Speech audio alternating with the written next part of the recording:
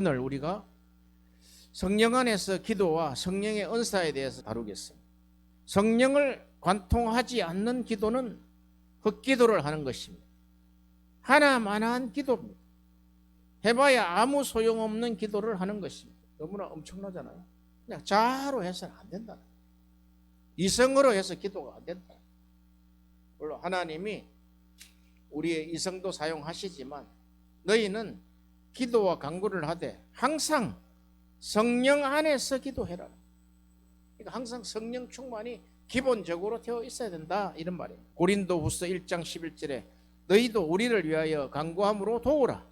이는 우리가 많은 사람의 기도로 얻은 은사로 말미암아 많은 사람이 우리를 위하여 감사하게 하려 함이라. 아멘. 사도 바울은 고린도 교회에 편지할 때 이렇게 했다. 너희들이 하나님께 기도와 간구를 함으로 우리를 도우라는 거예요. 우리는 많은 사람의 기도로 얻은 성령의 은사로 말미암아 우리가 사역을 하게 될 것이다. 그래서 은사는 하나님의 약속을 전제로 한 기도가 있어야 가능한 것입니다.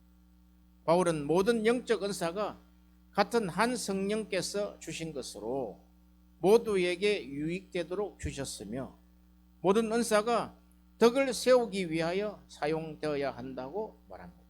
성령께서 구약에서도 사람들을 믿음으로 이끄셨으며 모세나 사무엘, 다윗, 엘리야 같은 각 개인에게도 놀라운 방식으로 일하셨습니다.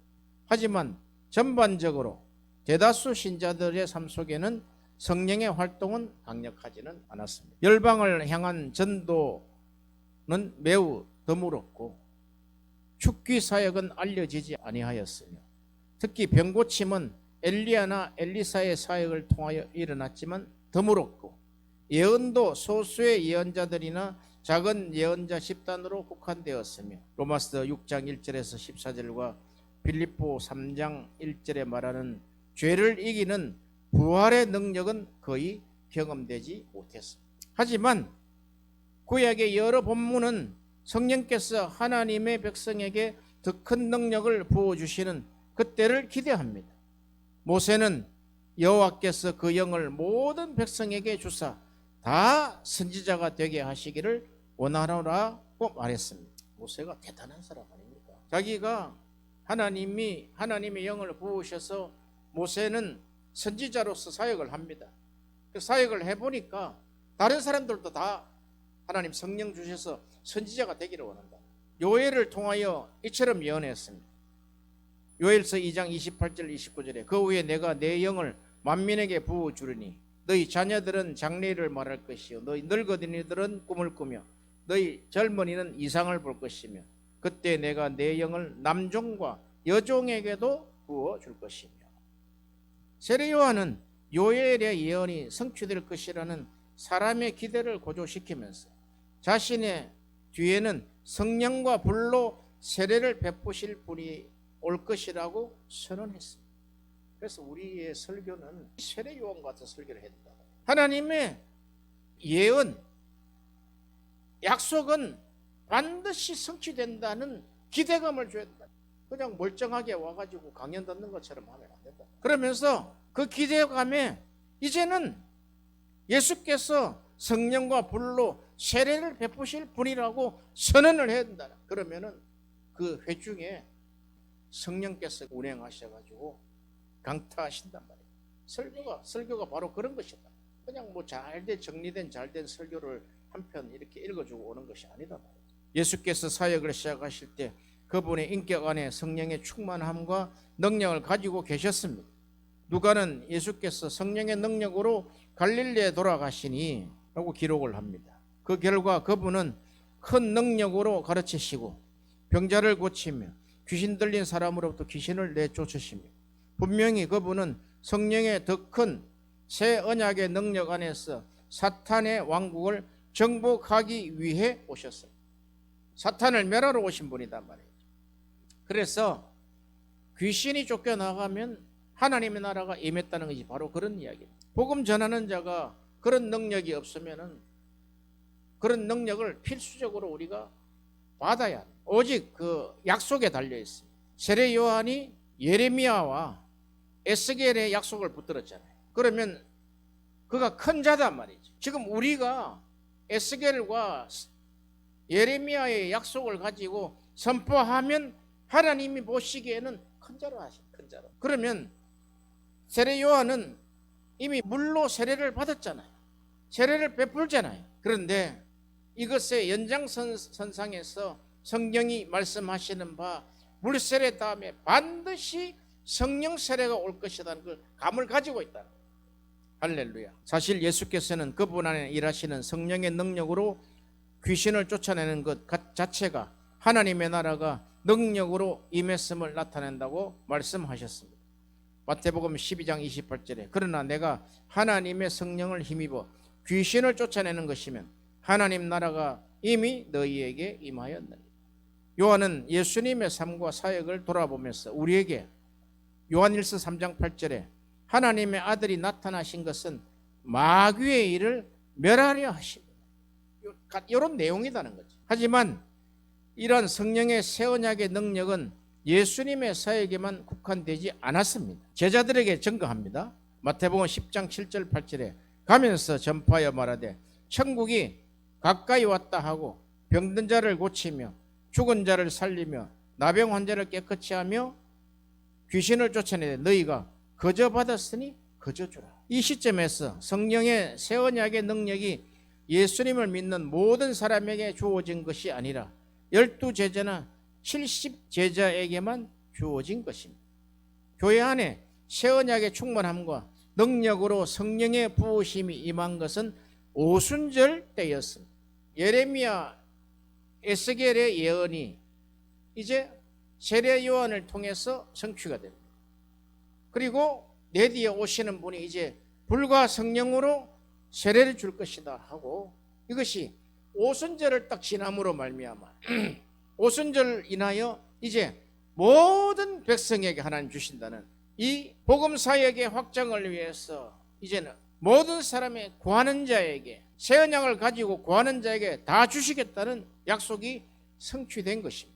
사도행전 1장 4절 5절에 사도와 함께 모이사 그들에게 분부하여 이르시되 예루살렘을 떠나지 말고 내게 들은 바 아버지께 약속하신 것을 기다리라. 요한은 물로 세례를 베풀었으나 너희는 몇 날이 못되어 성령으로 세례를 받으리라 하셨느니라. 이렇게 마지막 분부를 누가와 마태가 뉘앙스는 좀 다르지만 이게 결국 같은 말이다는. 마태복음 28장 18절 이하에 너희는 가서 모든 족속을 제자를 삼아 아버지와 아들과 성령으로 세례를 주라는 것이에요. 세례를 주는 자리에 반드시 성령의 불과 성령의 역사가 일어난다. 그래 하면 이 마태와 누가의 마지막 분부가 결국은 한 쌍입니다. 예루살렘을 떠나지 말라는 거예요. 왜? 예루살렘의 지역적으로 오순절을 성취하시기 위해서 그렇습니다. 오순절에 성취한 약속을 믿고 온 나라가 15개국에서 왔단 말이죠. 로마에서까지도 예루살렘에 왔단 말이에요.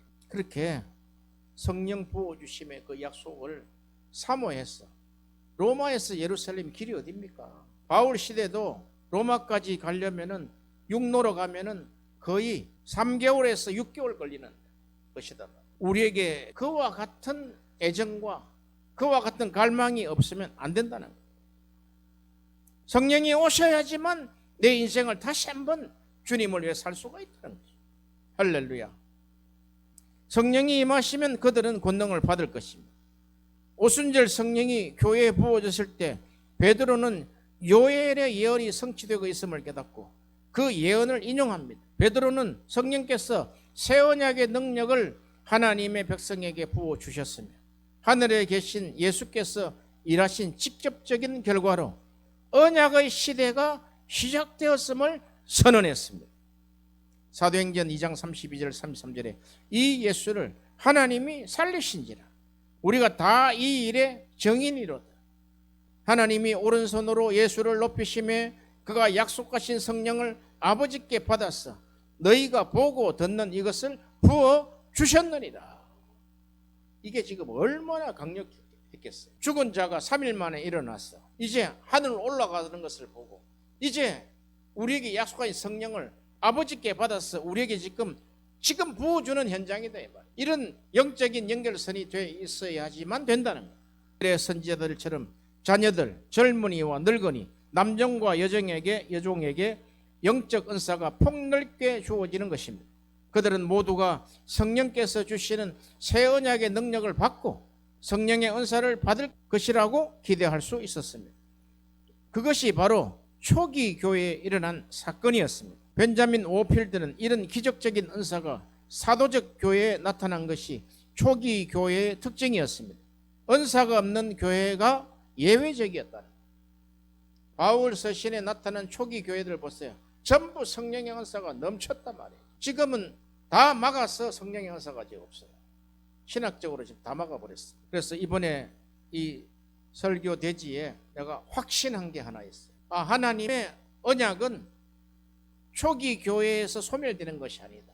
하나님의 언약은 주님의 재림의 날 때까지 언약은 지속된다라고 저는 확신을 했습니다. 물론 보편적인 진리는 신학자들이 우리가 개혁주의 신학자의 그 500년 역사에 따라가는 것이 맞아요.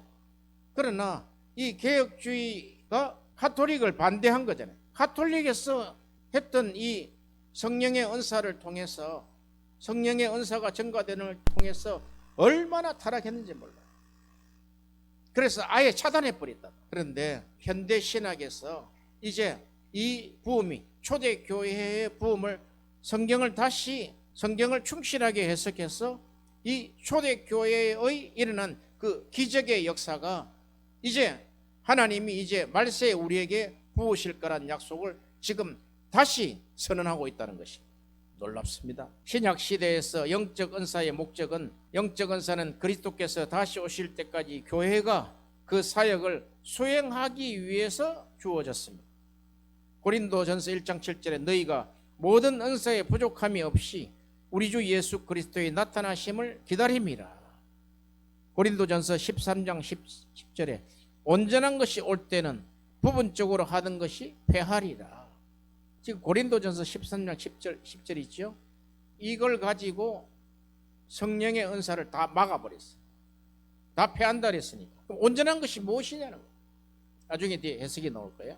실제로 오순절에 권능으로 성령의 부르심을 받았을 때 교회는 복음을 전할 능력을 얻었습니다. 복음 전하는 일은 그리스도께서 다시 오실 때까지 이 목적은 계속 유효하실 것입니다. 하지만 영적 은사는 다시 오실 때까지 교회가 일할 수 있게 할 뿐만 아니라 장차 올 시대를 미리 맛보게 해줍니다.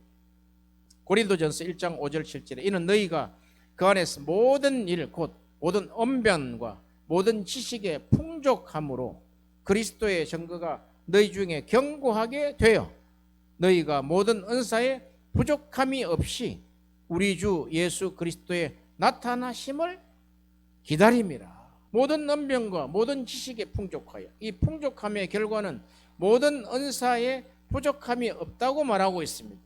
그들은 모든 언변과 지식을 미리 맛본 것일 뿐입니다. 이와 비슷하게 바울은 고린도인들에게 영적 은사는 부분적으로 주께서 다시 오시면 온전한 지식을 얻게 될 것이고 부분적으로 하던 것은 패하게 될 것이라고 말합니다. 고린도전서 13장 12절에 지금은 내가 부분적으로 하나 그때는 주께서 나를 아실 것 같이 내가 온전히 알리라. 병고침의 은사는 그리스도께서 우리에게 부활을 주실 때 우리의 것이 될 온전한 몸을 미리 맛보게 해주고 있습니다. 놀랍죠. 병 고치는 은사 하나 가지고 하나님이 부활을 변성하게 하시는, 방언을 하게 하시면서 부활 이후에 우리가 천국 언어가 할 수 있는, 온전한 말을 할 수 있는 그런 풍족한 은사, 우리가 이 땅에서는 제한적이잖아요. 하나님의 나라, 주님이 이제 재림하시면은 완전히 성취된 나라를 다 예고한다는 거예요. 예고. 왜? 부분적으로 그것이 마귀들이 장악하고 있기 때문에. 그러면 얼마나 많은 은사가 존재하는가는 지금 이 도표를 쭉 한번 보시고, 은사가 한두 가지가 아니라 수백 수천 개가 된다. 어떤 사람은 그 재능이 각각 다르지 않습니까? 그래서 그 재능, 하나님이 주신 재능이 은사인데 은사가 개발되도록 하기 위해서는 성령이 부어져야 한다는 것입니다. 할렐루야. 고린도전서 12장 11절에 13절을 보면 이 모든 일은 같은 한 성령이 행하사 그의 뜻대로 각 사람에게 나누어 주시는 것이래. 이것을 우리가 잊으면 안 돼요. 은사를 자기 소유처럼 생각하면 그거는 마귀에게 그냥 끌려가 버립니다. 우리가 유대인이나 헬라인이나 종이나 자유인이나 다 한 성령으로 세례를 받아 한 몸이 되었다. 교회는 교회, 은사는 교회를 세우기 위한 하나님의 능력이다. 그리고 다 한 성령을 마시게 하심으로 인해서 성령 공동체가 되게 하신다는 것입니다. 그래서 그 성령 공동체는 성령 안에서 기도한다는 거예요. 할렐루야.